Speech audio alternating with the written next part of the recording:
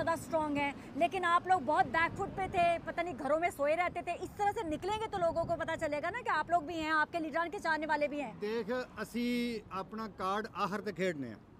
नहीं, इतना ज़्यादा भी लेट नहीं खेलना चाहिए ना। नहीं चाहे सही है कि नहीं नहीं, आइए मुझे आप ये बताएं, आप बल्कि इनसे मैं एक बात पूछती हूँ, आप वो नसरीन आंटी की फोटो फिल्टर वाली क्यों लगाते? कहीं आपको उन पे दिल तो नहीं आ गया वा? यार नसरीन जी यूथियां दी दादी, तो आप उनकी फिल्टर वाली फोटोज क्यों लगा के उनको प्रमोट करते हैं? मैं समझना वे ओदा कोई पता नहीं, इन्ना सर्दियां जी लगी जाए तो थोड़ा खुश कर ले। लेकिन आप उनको प्रमोट करते हैं, ये क्यों?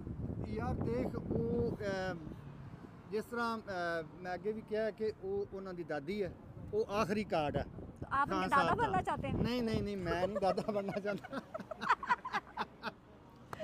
इतना आपको उनकी दादी पे तरस आता तो आप दादा बनना मैं चाहते सिर्फ हैं? यही समझाने की कोशिश करना कि ए उम्र जी है तेरी, कवरेज लत्ता ने, नमाज पढ़िया कर, तस्बीह करया कर, अल्लाह अल्लाह करया कर।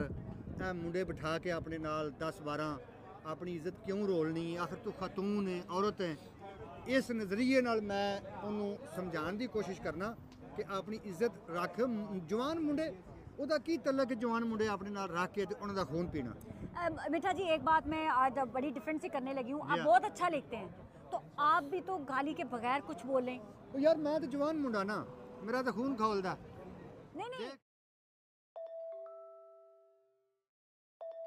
मैं से मुतालिक देख गल सुन, मैं जंग लड़ रहा पाकिस्तान। बिल्कुल इसमें ठीक है ना, आपका राइट भी है, नहीं आपका राइट है, जो मर्जी आप बोलें, लेकिन ਸਾਡਾ ਮੁਕਾਬਲਾ ਕਿੰਨਾਂ ਦੇ ਨਾਲ ਹੈ? ਜਿਹੜੇ ਸਾਡੀ ਫੌਜ ਨੂੰ ਗਾਲਮ ਗਲੋਚ ਕਰਦੇ ਨੇ, ਸਾਡੇ ਮੁਲਕ ਨੂੰ ਗਾਲਮ ਗਲੋਚ ਕਰਦੇ ਨੇ, ਜਿਹੜੇ ਕਹਿੰਦੇ ਨੇ ਕਿ ਮੁਲਕ ਦਿਵਾਲੀਆ ਹੋ ਜਾਏ, ਫੌਜ ਖਤਮ ਹੋ ਜਾਏ, ਇਹ ਹੋ ਜਾਏ, ਉਹ ਹੋ ਜਾਏ। ਤਾਂ ਖਾਜਾ ਸਾਹਿਬ ਨੇ ਅੱਜ ਕੀ ਕਿਹਾ? नहीं उन्होंने बिल्कुल सही कहा। उन्होंने वही किया जो मैं कर रहा हूं। मैं तो मैं बिल्कुल मैं सिर्फ कह रही हूँ कि जब आप जिसको मर्जी बोलें, लेकिन थोड़ा सा यार ਉਹਦੇ ਚ ਇਹ ਹੈ ਨਾ ਕਿ ਮਾਹੌਲ ਉਹਨਾਂ ਨੇ ਇੰਨਾ ਖਰਾਬ ਕਰ ਦਿੱਤਾ ਹੈ, ਸਫੀਨਾ इन्ना खराब कर देता है, वो समझते हैं कि सानू कोई टक्कर का मिलता ही नहीं। अब मुझे समझ आया, क्योंकि मैंने जब उनसे पूछा था तो वो कहते हैं हमने आपके मुकाबले में वो खातून है। ठीक है ना, तुसी उन्होंने कीता सी ना इंटरव्यू, तो उन्होंने बुढ़े चम ने की किया सी? हाँ जी, उन्होंने बुढ़ा चम मेरे नाल मुकाबला करना। हाँ। मतलब गल बनती नहीं। तो मैं उन्होंने यही समझाना कि माइये तेरी उम्र है, मतलब 70-75 तार तेरी उम्र है, तू अल्लाह तौबा करे, फिल्टर के बगैर लगानी है, फिल्टर तो बगैर ही लांदा। 10-12 मुंडे रख के 70-75 साल उम्र, नसरीन गल बनती नहीं। ये जी नवी नस्ल है इलफट दी, गंदी नस्ल जी है, इन्होंने की सिखा के जा रही है? ये आज भी सुने कोई लोग आए थे यहाँ पर और आप लोगों ने भगा दिए। जहरी गल है, 2-4 लोग आए सी, उन्होंने लित्र मार के नसा दिता। असा कहा भी तुसी इत्थे भैणां दे रिश्ते देना है, इत्थे 10,000 पटवारी आए हैं। हाँ। ते इन्नी भी नहीं आनी किसी ने। वाकई आज जिस तरह से डर के भागे तहरीके इंसाफ वाले, वो हैरान कौन था, आए तो बड़े जोश से थे, गए बड़े होश गवा के।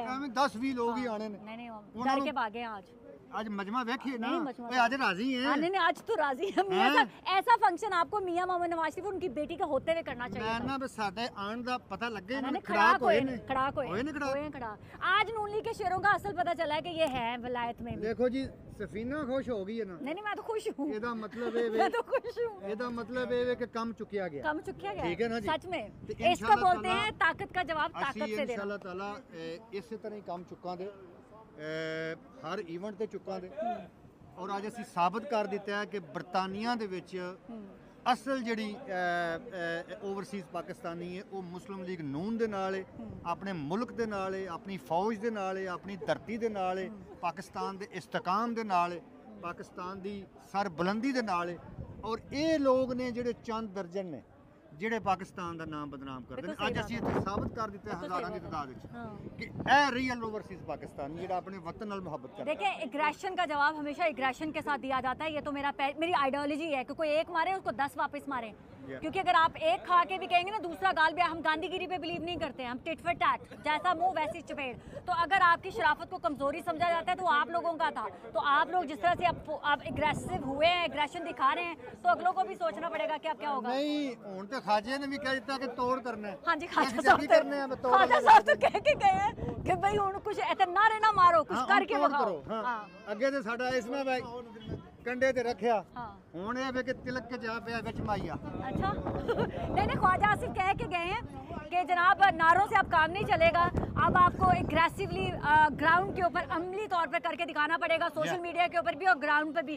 तो ये तो खुला चैलेंज दे दिया है ख्वाजा ਰਲ आसिफ ਕੇ साहब ने। ਨਾਰਾ ਮਾਰੀਏ ਪਾਕਿਸਤਾਨ ਜ਼ਿੰਦਾਬਾਦ। ਜ਼ਿੰਦਾਬਾਦ ਤੇ ਪਾਕ ਫੌਜ ਜ਼ਿੰਦਾਬਾਦ। ਥੈਂਕ ਯੂ ਜੀ।